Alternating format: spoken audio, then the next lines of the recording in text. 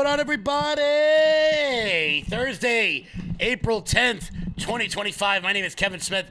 Thank you all so much for tuning in to Loud Majority Live. We got a jam-packed show for you guys today, but first, we are going to throw it to the cabinet room. President Trump currently having his cabinet meeting. Let's take a listen, and let's see what the boss is up to. Others that are coming in and actually getting calls now from the presidents of the universities who really do want to come in and sit down and have discussions, and so we're investigating them. But in the meantime, we're holding back the grant and the fund money. Okay. Great job. Thank you. Very thankful for the House voting for the president's budget resolution along with the Senate bill. Made a ton of progress this week in working with members to ensure that a desire for flexibility in the Senate was not misconstrued as a desire not to slow and do spending reforms. And so we're very thankful for that. And now we can get after writing that bill, getting the president as big a package of his agenda to his desk. So very good week. That's right. We just got the House vote, and now we're well on our way to getting, as we call it, the great, big, beautiful bill. It's a beauty. There's never been a bill like this one. We're trying to get it all into one beautiful bill. It's tax cuts, regulation cuts, and many other things. The border, a lot of money for the border. Well, you're doing a fantastic job. So, but we just got a report that we, as you know, you knew before us. Were you surprised we got the vote? Got the vote. And we're happy to get the vote. So I think we're going to be in very good shape. Okay, please. Mr. President, last year, the Chinese received 1,700 orders for new ships. American shipyards received 5. Under your leadership, like so many other industries, we are going to revitalize and make shipbuilding and maritime great again with these blue-collar jobs. These are the cranes, the ports, opportunity zones, and drive that investment back in. And we have under that executive order, and also one to streamline foreign military sales for people that want to buy our equipment, and of course acquisition reform, all just this week under your leadership, Mr. President. So we're going to be rebuilding our shipbuilding business. We may would have to go to Congress for this, but we may buy some ships from other countries that we're close to and that do great jobs with ships, but we're going to start the process of rebuilding. We don't really essentially build ships anymore, which is ridiculous. It's going to be a very big business for us in the not too distant future. But in the meantime, we have countries that do very well at building ships, and we'll be dealing with those countries, and we may be ordering top-of-the-line ships from those countries. And within a fairly short period of time, we'll be building our own ships. So we'll probably have to go to Congress for that, but we're not going to have a problem. Susie, thank you very much for the job you've done. Go ahead, please. I just wanted to make sure you know that this cabinet, I think, pretty uniquely collaborates and cooperates and works together to accomplish all that you've asked them to do, and I think they deserve a lot of credit for that. True. You're doing a great job. The chief of staff, doing a great job. Lee, go ahead. Mr. President, the Biden EPA was strangulating the economy. The Trump EPA understands it's not a binary choice. We could protect the environment and grow the economy.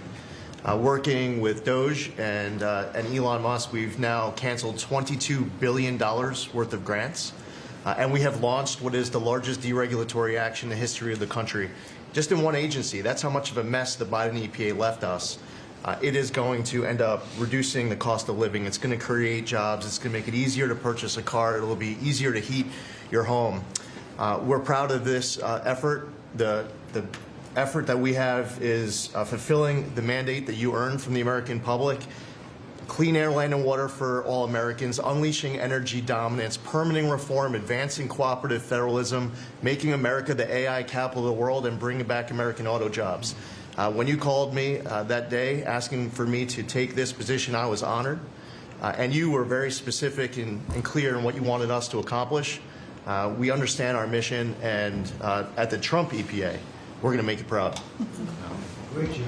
You're doing a great job. And you have a lot of applications for approvals for power plants, which are going to really power the regular plants, and they're going to be right next to each other because we can't rely on our grid. It's old and it's tired, and it's very subject to being attacked, whether by rain or by bombs or by anything else. And we're letting people build their own power plants, and these are a lot of them being built with the AI and beyond the AI chips, and we're letting them build their own power, and never been done before. And we're going to get it done quickly and approved quickly as part of a plant.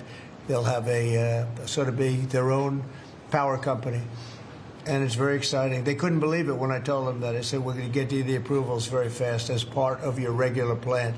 You're going to build electric producing plants, and it's very exciting. And they're able to do it very quickly and very well. And you made it possible. Thank you. You have a lot of applications for some of the biggest plants that have ever been built in the world. These are serious plants, aren't they? Huh? Approved. We are open for business. Working with Secretary Burgum, Secretary Wright, we are going to make it proud. Sean? First of all, Mr. President, it's Brooke's birthday today, so she keeps getting younger, so happy birthday to Brooke. Thank you. I want to thank you as well for the shipbuilding at EO. Again, to build ships, we also need mariners to sail those ships. I was just up at Kings Point for the Merchant Marine Academy a couple days ago, and we have some of the greatest young men and women who are learning how to be mechanical engineers, to rebuild and fix the engines on those ships, but also how to sail ships. I would tell you that over the past decades, this academy has become, it needs some love. It's been a little bit dilapidated. We have to invest in sailors, and I appreciate you taking the initiative. To be a global power, we have to build ships and have sailors to sail those ships. These are the very people that help Pete should we come into points of crisis to support the military. So thank you for that. Number two, the last administration announced 3,200 projects, big, beautiful roads and bridges. Most of them are good. But they announced them, they didn't sign a grant agreement. 3,200, so the money doesn't go out the door to build the infrastructure in the country. And it's fun to do an announcement. It's actually the harder work to put together these grant agreements. So we're doing the work right now at DOT to get these grant agreements done and build the projects. Most of them are good. And they also put in all of this green and social justice requirements on roads and bridges. We're pulling all that out and putting the money toward the infrastructure, not the social movement from the last administration. Good steel, right, as opposed to green paper mache.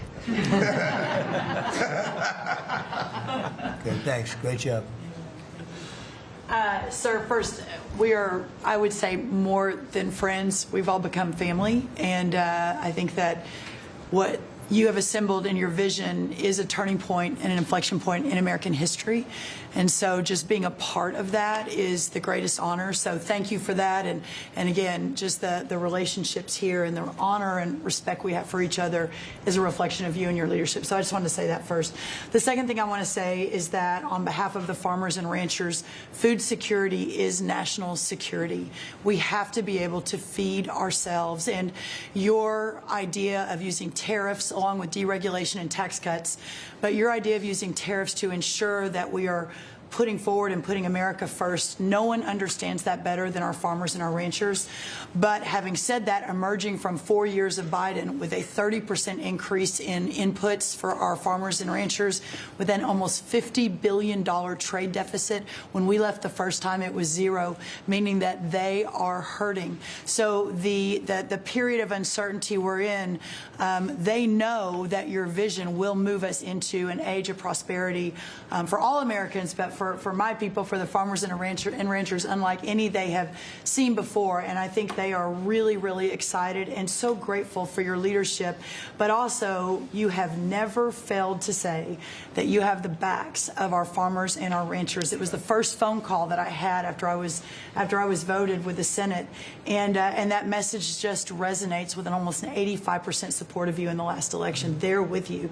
Interestingly, the biggest budget driver at the United States Department of Agriculture is not farming and ranching or agriculture, it's food stamps.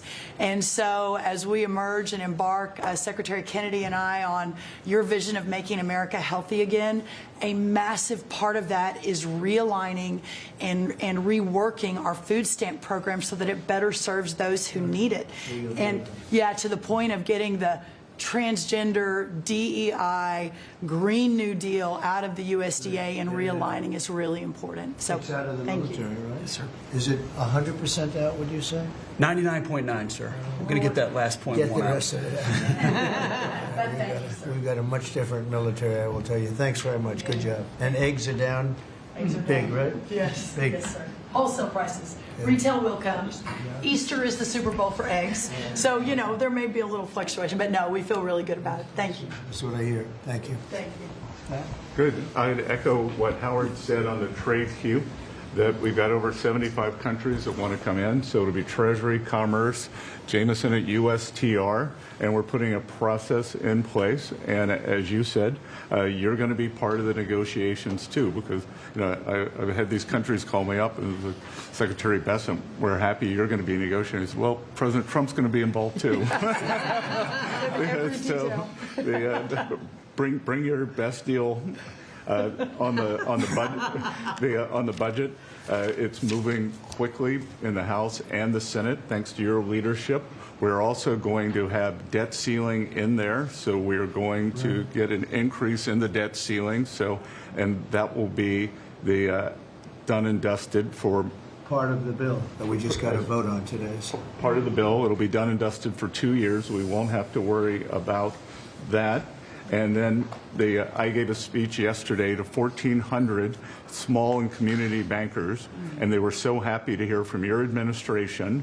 And I told them Wall Street's done great for the past 4 years, 10 years, 20 years. It can continue doing great, but it's Main Street's turn now, and it's those small bankers through deregulation, through emphasis on Main Street, your Main Street agenda, bringing back jobs, that is going to power the smaller communities. And then finally, the bond auction went very well yesterday. We had a lot of foreigners show up as the support, showing that the U.S. is still the best place to invest. The inflation report, as you said, was quite good. And energy prices are down more than 20% since January 20th. Amazing. That's great. Very good. Good numbers. Great number. Thank you. Pam? President, we've had some great wins in the last few days. That you were overwhelmingly elected by the biggest majority. The U.S. Americans want you to be president because of your agenda, and the courts are ruling that you have the authority to determine how the money of this country will be spent. That's what the American citizens wanted, and that's what they're getting. An example of that Friday was the Department of Education, that you can determine how the money will be spent. No more DEI, and that impacts every agency across the board. On the civil side, again, NLRB. We had a big win in the Supreme Court there. OPM, a big win there. But also 16,000 workers there. But also on the criminal side, the Alien Enemies Act. We are winning there. And, your directive to me was to keep America safe, and that's what we're doing. Whether it's the alien enemies, all of these gangs, and they are enemies of our country. They are terrorists. They are organized crime. They have come here. They are extremely organized. They are spread throughout our country, and they are creating terror. And no more under your directive. And that is stopped. Yesterday in South Florida, we charged the 11 defendants with $500 million of pure cocaine coming into our country to kill our kids. They were caught. They will be prosecuted to the fullest extent of the law. These gang members are going back to where they came, or they're going to an El Salvador prison at your directive. And, you also gave us a directive to prosecute the people who are going after Tesla to the fullest extent of the law, some of the greatest police work I've seen. We've made 4 arrests. There will be no negotiations at your directive. They're all looking at 20 years in prison, and within the next 24 hours, you're going to be seeing another huge arrest on a Tesla dealership, President. And that person will be looking at least 20 years in prison with no negotiations. That's great. that will stop it cold. Domestic terrorism. Thanks. Doing a great job, too. Thank you very much. Lori, please. Mr. President, accountability matters. That's what we're recognizing. With our partners at the Department of Labor for Government Efficiency, just a few weeks ago, we realized there's about $4.4 billion in COVID funds that were not used, that the state coffers were just holding on to.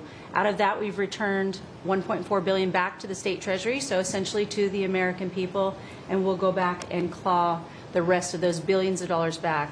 And on the heels of that, late last night, we're understanding unemployment insurance fraud. That trust needs to be whole for the American people. When we need it for who deserves it. That's not what we're seeing. And the numbers that we saw last night, again, exposed by our partners at DOJ at the Department of Labor. Since 2020, over $400 million of payments have gone out already. And when you hear these numbers, apparently in the United States, we have over almost 25,000 people who are over 115 years old who are collecting $59 million that we have sent out to people. Talk about fraudulent behavior. Mr. President, 28,000 people between 1 and 5 years old have collected fraudulent payments at the tune of $254 million has gone out. And lastly, 10,000 people who have not been born yet, 15 years into the future, $69 million, and they haven't even been born yet. In one case, they will be born 129 years from now. The United States government sent them $41,000, and they're not born yet. So, under the Department of Labor, those are the things that we're uncovering. I couldn't be more honored to tell the American people that we're bringing back their dollars and we're saving them and returning them to the United States Treasury. Also, jobs numbers. Last Friday, 228,000 new jobs were reported. That is good for the American people. That is my primary job, is to grow that workforce under your leadership.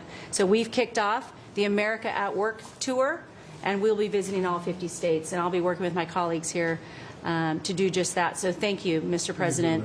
We're going to grow this economy. We're going to keep our focus on the American worker. So you're finding tremendous fraud, though. Those numbers are really bad when you're Unheard of.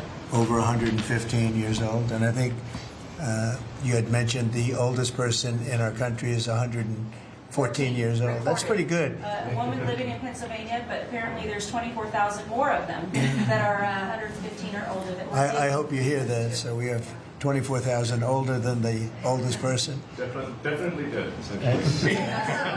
That's terrible. And what are we doing about that? How do we get that money back? Yeah, so we're working with our IGs to do the further investigation. The House and Senate, we had a 5-year statute of limitations.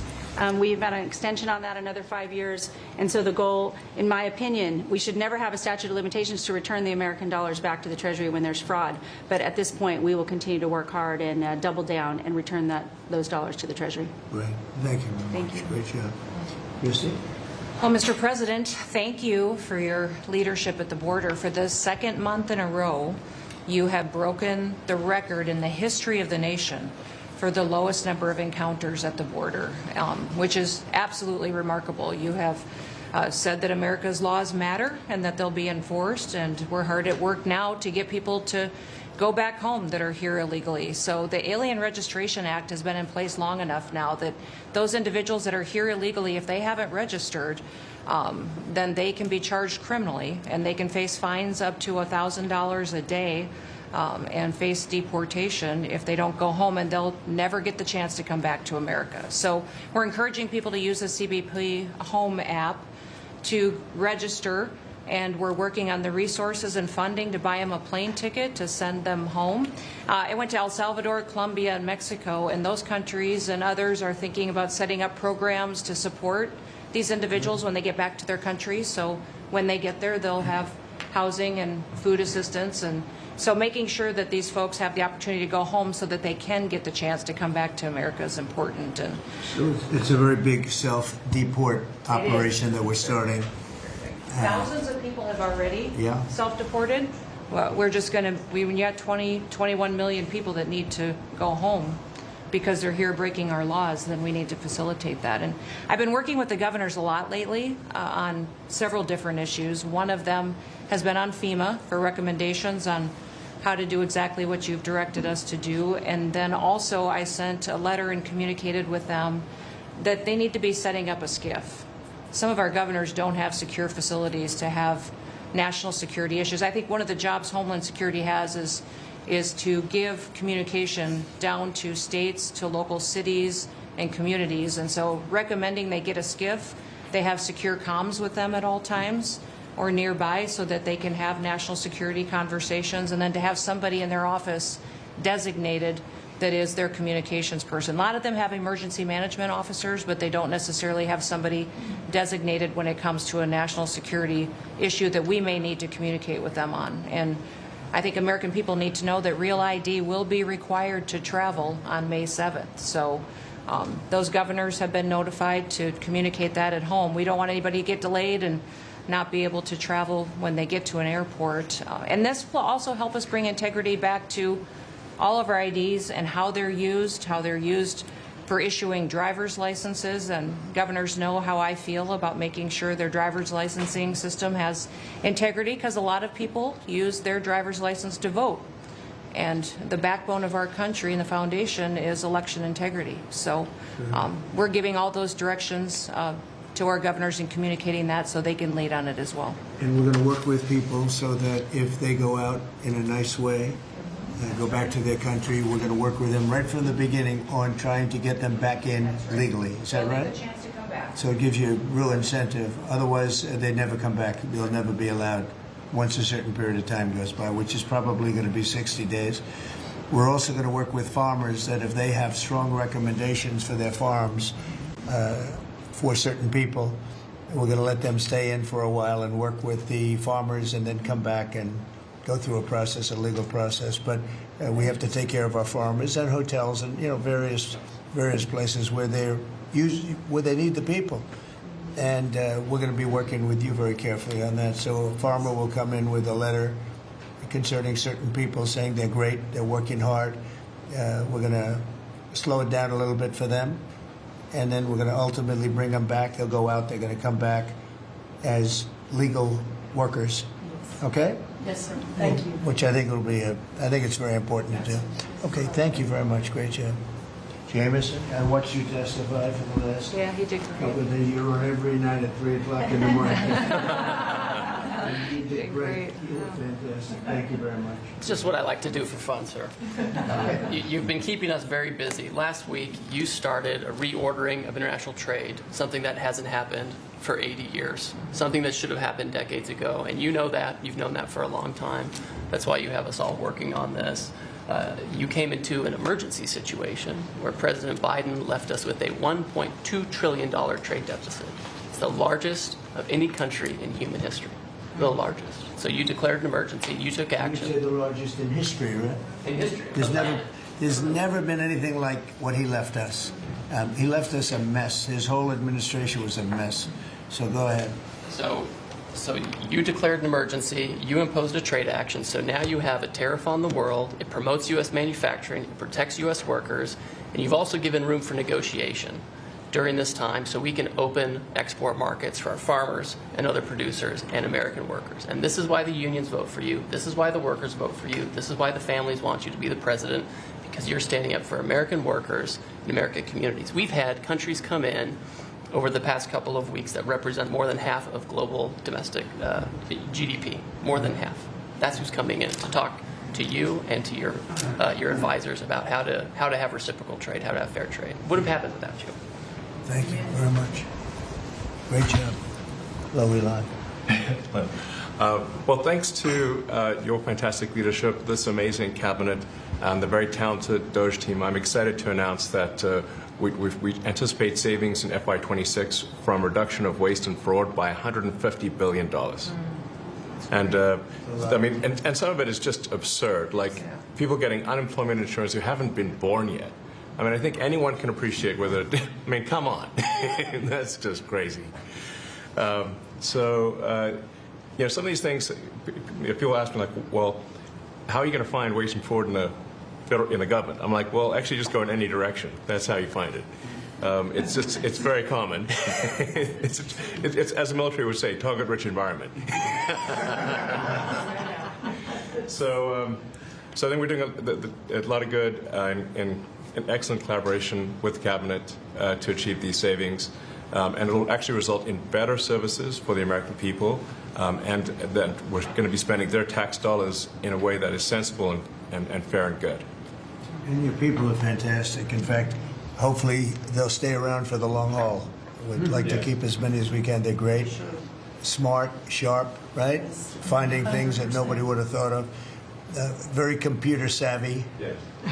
We're working with Howard to get the Trump Gold Card operational, hopefully in the next week or so. That'll be very exciting. It's Really exciting. It's a pathway to citizenship into the United States. It's a big deal. Yep, it's a big deal. Thank you very much. Great job you're doing. Thank you, sir. Thanks to your leadership and setting the mandate of transparency and accountability across the U.S. government, I'm bringing that transparency and accountability to the intelligence community. First and foremost, to make sure that you and your cabinet have that real-time, relevant, apolitical, objective intelligence to best inform, whether it's negotiations for peace, negotiations around tariffs, the great work that you are leading around the cabinet today. Secondly, working with Department of Homeland Security and the FBI to increase our information sharing to achieve your goal of countering the narcotic trafficking and our ability to go after cartels now designated as foreign terrorists.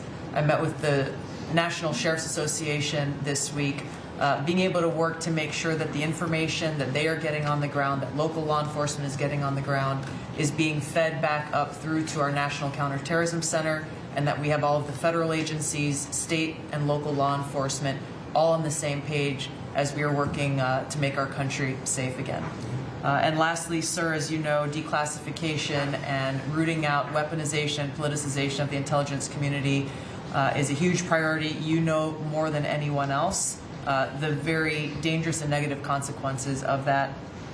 I've got a long list of things that we're investigating. We have the best of the best going after this. Election integrity being one of them. We have evidence of how these electronic voting systems have been vulnerable to hackers for a very long time and vulnerable to exploitation to manipulate the results of the votes being cast, which further drives forward your mandate to bring about paper ballots across the country so that voters can have faith in the integrity of our elections. And lastly, we've been scanning. I've had over 100 people working around the clock to scan the paper around RFK, Senator Robert F. Kennedy's assassination, as well as Martin Luther King Jr.'s assassination. These have been sitting in boxes in storage for decades. They have never been scanned or seen before. We'll have those ready to release here within the next few days.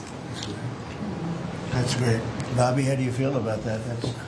That's hitting, I'm very gratified to hear. That's hitting close to home, isn't it? No When you think, I'm thinking about Bobby when that statement's made. I'm very grateful to you, Mr. President.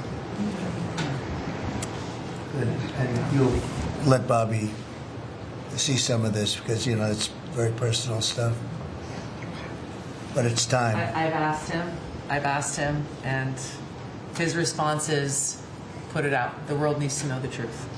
And his uncle that's been out and anything that hasn't been out, they can go to your offices and see, right? Everything that we have within our possession, it's either online or it's physically at the National Archives and Records Agency.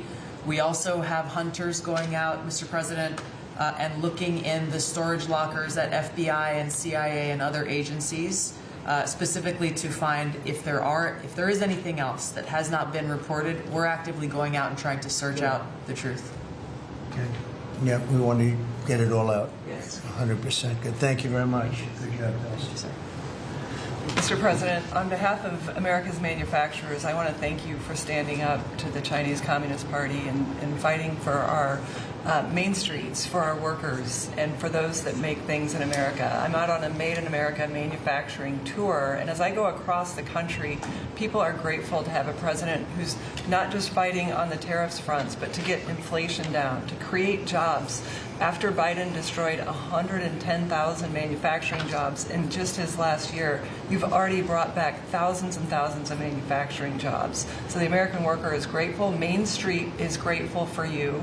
And at the agency level, we're making sure that manufacturers have access to the capital they need, but we can't do that if we're not fighting fraud. So we've modified our loan applications to have citizenship verification, to make sure we have birth dates, common sense principles around lending that the Biden administration had waived. They waived $450 million of fees in 1 year. We're restoring that for the American taxpayer. And the American taxpayer, as tax day approaches, April 15th, they need to know that this cabinet, this administration, and thank you Elon Musk and Doge for fighting for the American taxpayer to make sure that their hard-earned dollars are well spent, that they have a return on investment for this country, and that we're fighting for them just as you are every single day. So thank you, Mr. President. Thank you very much.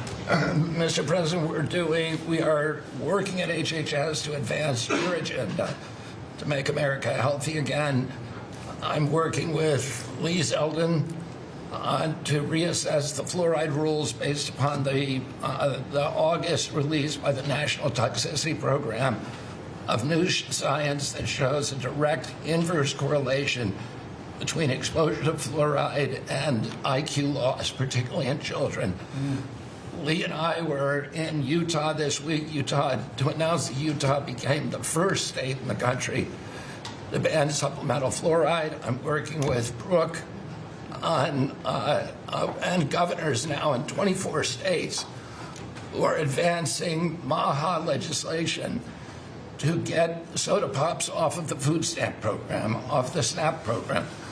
We've launched Operation Stork Speed to get the bad chemicals out of baby formula.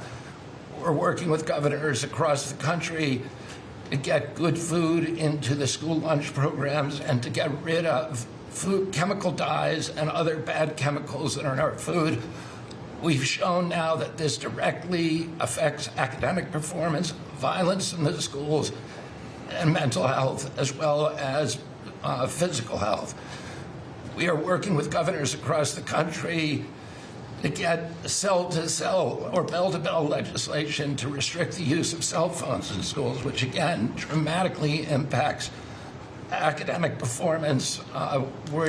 Today we announced a dramatic reduction in animal testing at NIH and FDA. We're going to switch over to AI, which we've now found is much more precise in identifying the impacts of toxics in various products.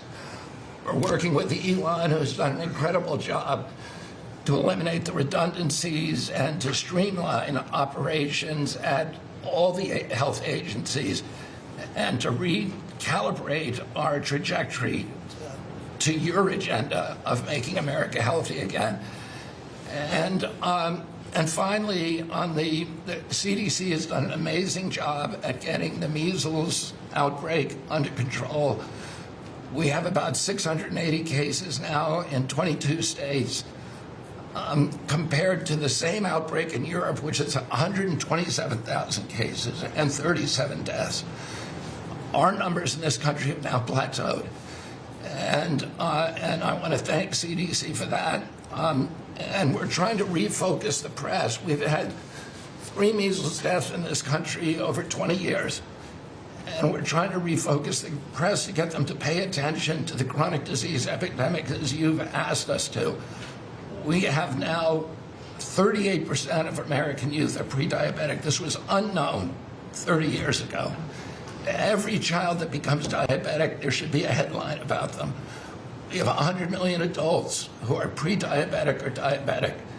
And we have, we have now, the autism rates have gone from now most recent numbers we think are going to be about 1 in 31, 1 in 20, so they're going up again from 1 in 10,000 when I was a kid. And we are going, at your direction, we are going to know by September. We've launched a massive testing and research effort that's going to involve hundreds of scientists from around the world. By September, we will know what has caused the autism epidemic, and we'll be able to eliminate those exposures. So big. Think of that. So it was 1 in 10,000 children had autism, and now it's 1 in 31. not 31,000, 31. That's a horrible statistic, isn't it?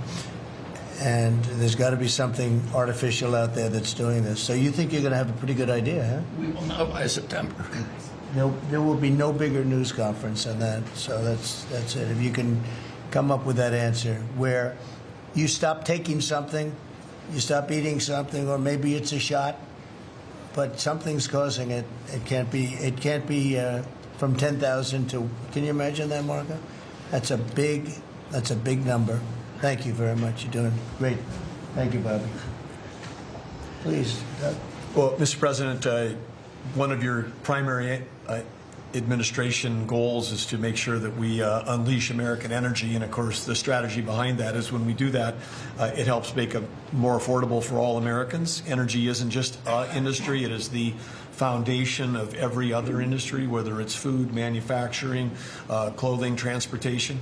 And then also when we've got the ability to generate and not just be energy independent, but energy dominant, then we have the opportunity to sell energy to our friends and allies versus them buy it from our adversaries. And our adversaries were funding terrorism and conflicts against our allies by their oil and gas sales that were going through a Swiss cheese set of sanctions. So with your creation of the National Energy Dominance Council, over half the people at this table serve on that. Everyone has been engaged, whether it's interactions with negotiations with other countries, with putting sanctions in place that actually work, with cutting deregulation, working on biofuels, building infrastructure for transportation. There's a whole range of things that are being tackled. But when in the outcome of all that is that the Biden administration was restricting supply, you're increasing supply. When you increase supply, then prices start to come down. And we have a huge opportunity to do this. Just in Interior alone, there's 500 million acres of surface, 700 million acres of subsurface, and 2.5 billion acres of offshore. And the Biden administration was trying to restrict this so that you couldn't get a timber lease, you couldn't cut a tree, you couldn't graze a cow, you couldn't develop oil and gas minerals, and you couldn't develop the critical minerals we need for our technology, for our defense industries, and to be able to help us win the AI arms race against China. So we're opening up this, and with your executive orders and your work, we've on Tuesday, historic day, you ended the war on beautiful clean coal, which has been going on since Obama took office. China gets 60% of their electricity from coal. They're opening up they've opened up 94 gigawatts of coal in the last year as part of this AI arms race. 94 gigawatts, that's enough for 94 Denvers.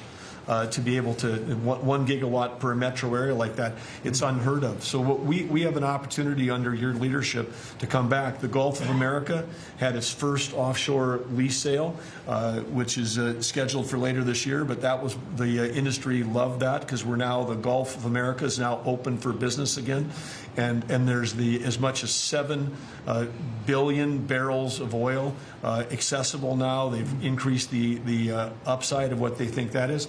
On the coal front, the estimate is the financial value of the coal in America is $8 trillion. That was an asset on the balance sheet that we've now being put back on again. And of course, in Alaska, with your separate executive orders to unleash Alaska energy between ANWR, the North Slope, the Strategic Petroleum Reserve Alaska, all of those we've reversed Biden decision. Those are all open for business again, and all of this is leading to the investment coming to America. The smart money is coming to the U.S. That's why we've got trillions of dollars of investment that are showing up at the door because they know if they're going to do manufacturing here, there's going to be energy to power their plants. And so, again, thank you for your leadership and thank you for everything you're doing. Very good. Thank you. Marco? Well, Mr. President, one of the most important things I believe you'll achieve in your presidency is reordering the world in a proper way. For 31 years, more than 31 years now, multiple administrations have allowed the Chinese to deindustrialize this country, to take away jobs and factories and the pillars of our national strength. And what you're doing now, I think, is a great service to our country, but ultimately to the world. And I want to congratulate you and your team that's working on that because it has extraordinary geopolitical implications, as you see, from all these other countries that are now coming here and wanting to join something that actually makes it's crazy to allow these. I mean, basically, we lived in a world where Chinese companies can do whatever they want in America. but our companies cannot do anything over there unless they allow it, and even then they steal our stuff and reverse engineer it. So just reordering all of that has dramatic implications on the peace and security of the world, so we thank you. An important meeting, thanks to you, is going to happen on Saturday for the first time in a long time. There'll be direct talks between Ambassador Woodcock and a top-level leader in Iran. We hope that'll lead to peace. You've been very clear what Iran is never going to have is a nuclear weapon, and I think that's what led to this meeting, and we'll wait for him to come back from it, and we're hopeful about that. I would also say that we are receiving, and I think the Department of Homeland Security can confirm this, historic cooperation from countries all over the world. Number one, in taking back their citizens. Every country in the world has to take back people that are illegally in another country. And we have countries that refuse to do it or will kind of ignore our calls. All of them are doing it. The ones that are not are paying a price. And we've also found cooperation in other countries that are willing to take some of these people, some very dangerous criminals. I know the President of El Salvador will be here next week, has really been a good friend of the United States in that regard. These are some of the worst people you'll ever encounter. And Pam knows this, and Christy knows this from the work they're doing. And one last point I want to make, Mr. President, and again, it's under your leadership, it's actually under your executive order. If you come to this country as a student, we expect you to go to class and study and get a degree. If you come here to vandalize a library, take over a campus, and do all kinds of crazy things, we're going to get rid of these people, and we're going to continue to do it. So when we identify lunatics like these, we take away their student visa. No one's entitled to a student visa. The press covers student visas like there's some sort of birthright. No, a student visa is like me inviting you into my home. If you come into my home and put all kinds of crap on my couch, I'm going to kick you out of my house. And so, that's what we're doing with our country, thanks to the President. And last but not least, very important development this week, but both Pam and I were very excited. The finest higher education institution in the United States, University of Florida, is also now the national champions in basketball, and we hope you'll host them here soon, Mr. President. Go Gators. They're coming. They're coming very soon. Well, thank you very much. You're really doing a great job. We appreciate it. Any question? Mr. President, can you give us a reaction to today's stock market drop, and also give us a sense of the next steps with China? Well, I haven't seen it because I've been here for 2.5 hours, so I'll be seeing it. I think Scott went out. Scott, you want to have a statement on that? Sure. Look, the up 2, down 1 is not a bad ratio, or up 10, down 5. And I think as we have talked about, as we go through the queue and settle with these countries who are going to bring us their best offers, we will end up in a place of great certainty over the next 90 days on tariffs. We had very good inflation numbers today. We will end up in a place of great certainty over the next 90 days on tariffs. We had very good inflation numbers today. Oil's down. We had a successful bond market, so I don't see anything unusual today. And next steps for China, sir? Well, we'll see what happens with China. We would love to be able to work a deal.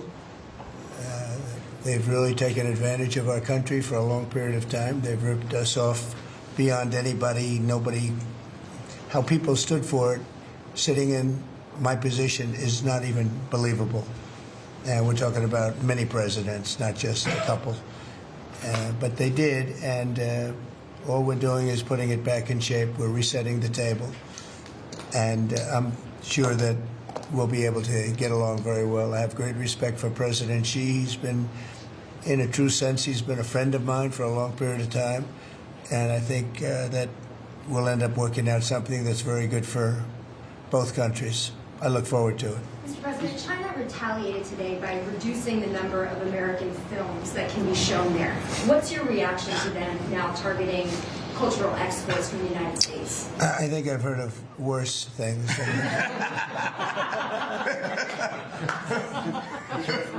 Yes, please. Also on China, the Ukrainians say they have evidence that Chinese soldiers have been found fighting for the Russians in Ukraine.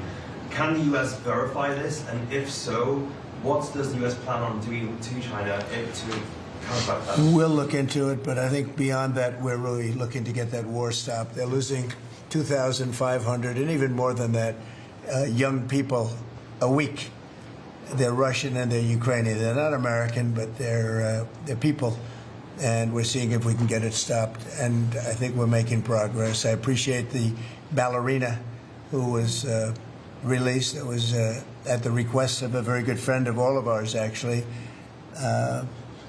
Dana White called me and he said it's the friend or the relationship of one of the fighters for UFC or one of the fighters. And Dana's an incredible guy, and we spoke to President Putin about it, and they made a deal. They released the young ballerina, and she is now out, and that was good, so we appreciate that. We hope that we're going to be able to make a deal relatively soon with Russia and Ukraine to stop the fighting. It's so senseless. It's such a horrible thing. It would have never happened if I were president, but it did happen, and we were given that card, and I think we're going to get it. I think we're going to get it stopped. Got to get going. We got to get it. We have to move it faster. Likewise with the hostages, we're making progress. We, there's 59 hostages, but only 24 of them are living, and that's the way it's been presented to me by the mothers of some of the dead, mothers and fathers of some of the dead hostages, and they want the bodies of their baby, as they say, their baby, their young boys. They want them back as much as if they were alive. It's amazing, because when I met the hostages 2 weeks ago here, I couldn't believe what they had to go through, by the way. But when I met them, they said, yeah, there's 59, but 24 are living. And they actually consider, I guess if you're a parent, you do consider it this way, that the remainder who are dead, the 24 that are alive, the remainder that are dead, they want them back just as much as they would want them back if they were alive. It's really pretty amazing and pretty sad. So we're getting close to getting them back. We have a lot came back. A lot of people are very grateful. Some came back in pretty bad shape. Some came back, they're okay. I think they're going to be scarred mentally for a long time, because if you sit down and talk to them, as I have, what they went through is incredible. But we're making progress. We're dealing with Israel. We're dealing with Hamas, and it's a nasty group. Mr. President, how close are you to the first country coming to actually make a deal with the United States over tariffs? Is it days, months? Well, I think it's very close, but we have to have a deal that we like. We don't want a deal that's going to be a bad deal, or I could make every deal in one day if I wanted to. I could do this in one day. I could just say, here's what we'll do.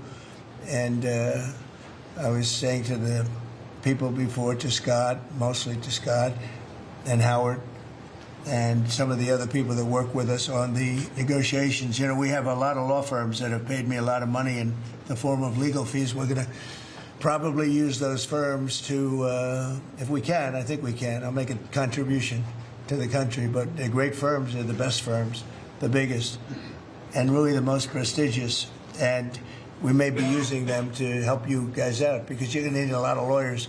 And I'm not sure Pam's going to be happy if I say, can you send over about 200 lawyers that work on trade? She's working on criminal stuff, and I think that's going to be her focus more than anything else. So we'll find out if we can do that. But we have a lot of lawyers that you've been reading about, where they paid $100 million a firm on average. Now we have the final 4 or 5 are at $125 million. So I have a lot of legal fees I could give to you people, and we might as well use them. Hopefully I won't need that many legal fees or that much. I may. Who knows? After it ends, after we leave, maybe I'll need it. But if I do, it's not going to be very pleasant. So I think we're going to try to use these very prestigious firms to help us out with the trade, because we have a lot of countries. But we want to make deals that are proper for the United States, not just we can make deals easily. We want to make them proper. Mr. President, if you aren't able to reach the deals that you want to see at the end of the 90 days, will you put those higher tariffs in place, or will you extend? Well, that's what would happen. I mean, if we can't make the deal that we want to make, or we have to make, or that's good for both parties, it's got to be good for both parties. And then we go back to where we were. Go back to the numbers that you announced last week. I think so. You wouldn't extend the pause? Yeah. We'll have to see what happens at that time. Thank you, Mr. President. You said yesterday you were considering some exceptions for companies. Can you talk about what you're considering? And then also on the reciprocal tariffs, you said they'd be substantially lower. Is the same math formula going to be used, or is that cost out? I'm not considering now for any country or company, but it's possible that I would. But I'm not. We don't have that situation right now. People understand where we are, what we're going to do. But it could happen. You know, it's called flexibility. You have to have certain flexibility. Mr. President, what are you planning on using the money that you're gaining from revenue through the tariffs on? Paying down national debt, reducing taxes, creating good budgets, helping Christie with the border and all of the other things. I built hundreds of miles of wall, as people now understand, 571 miles of border wall in the first administration. But we're going to beef it up, and we're going to add more. And, you know, the numbers are incredible, really. The numbers are what's taken place. We had great numbers, but these numbers are topping my last administration. And Christie and Tom Homan have done an amazing job, but you know, it's an expensive process. This weekend, where they used to have hundreds of thousands of people standing there pouring through the border in Tijuana, Mexico, this weekend they had nobody. You had a man sweeping this massive piece of concrete, which is, you know, the area where they said massive. And I've looked at that during the Biden administration. You couldn't see a piece of that concrete. There were so many people on it. You couldn't, if you had helicopter shots, you couldn't see concrete. Now, this weekend, you had nobody there but a man with a broom sweeping it and cleaning it up. Pretty amazing. It's really an amazing job. But it will be used for that. It'll be used for a lot of things. It'll be used by the Department of Justice for doing a great job. Pam is doing a fantastic job. So it's going to be used for a lot of different things. Mr. President, on the 10% tariff, is that a basement? Is that the It's a baseline. Can countries negotiate that to bring that It depends down? on what they're adding. You know, some countries we have massive deficits with, or they have big surpluses with us, and others it's not that way. So it depends. That's why it's really they're all different. Every country is different. Some have certain advantages that others don't have, and certain things. We have some. China has a surplus of $1 trillion. I mean, the numbers are crazy, and others have basically no surpluses. You know, we have some that are pretty even, but they hurt us in other ways, and we just want to get that taken care of. So everyone is a little bit different. So are you negotiating with the EU as one bloc or individual nations for the tariffs? We're looking at it as one bloc. They've been very tough, but they were very smart. They were ready to announce retaliation, and then they heard about what we did with respect to China and others, but China, and they said, you know, we're going to hold back a little bit. They decided to hold back. I thought they were very smart. Look, the EU is very smart, but they really have taken advantage of the United States. They were formed for the purpose of taking advantage of the United States. And I don't blame them, and I don't blame China. I don't blame anybody. I blame the people that were sitting at that desk in that other beautiful Oval Office for allowing it to happen. Many presidents I blame. They should have never allowed it to happen. And I'm doing something that a lot of them wouldn't want to do. But I'm here, I do those things, and we're going to make this country great again. We were taken advantage of by almost everybody. I sat back in the last administration. I would actually read them. I don't have to read them now. I know them so well. I would read some of these documents that were signed, deals, and I said, who would do a deal like this? Who would do it? You've seen it, Elon. Yeah. I'd look at deals where it's so one-sided. Even we have a deal with Japan, and we get along great with Japan, and we had the Prime Minister here. He was fantastic. As you know, Abe was great. Shinzo was great. He was a good friend of mine, unfortunately no longer with us. But we defend them, but they don't have to defend us. I said, that doesn't sound too good. But we have a deal, a defense deal. We pay hundreds of billions of dollars to defend them. But if for any reason, in other words, we pay all the money. They don't pay anything. But if we're ever attacked, they don't have to do a thing to protect us. I said, oh, that sounds like a wonderful deal. So that's just one out of thousands. And I just wonder who did this. And it's people that either hate our country or didn't care, an expression that you use. I think it's really a lot of them didn't care. It's just hard to believe how bad they are. Now, that's a little bit of a defensive deal, but I'm talking about trade deals, the same thing. They're so bad, you would say, how come? And even when I'd renegotiate, like, I'd go to a country, they'd give me everything I asked for. I said, why didn't somebody ask for it, like, originally? They give me everything. I think when they were negotiating, they didn't care, or they didn't ask, or they were shy, or they were very stupid, or they hate our country. Yeah, go ahead, Jeff. You were speaking about Japan. Can you clarify what your vision is for U.S. Steel? You referenced it yesterday. Yeah. There were some questions about what you actually want Sure. to see. Look, U.S. Steel is going to do very well now because of tariffs, and I don't know why they even need a deal. But the only thing is U.S. Steel, if you go back 80 or 90 years, that was a behemoth in this. That was our biggest, most... if we were around, we would have been very proud of it. Today we have different types of companies that are big.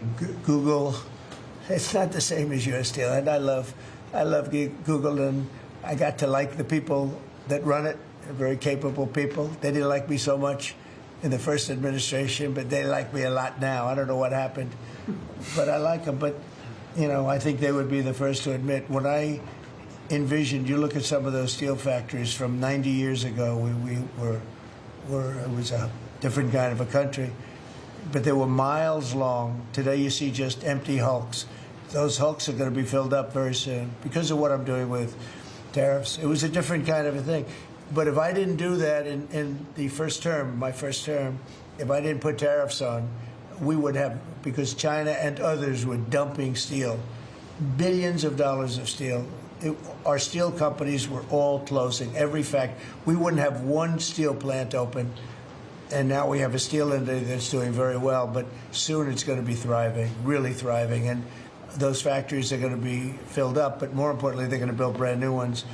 Nucor and so many other companies call me, Nucor being a big steel company.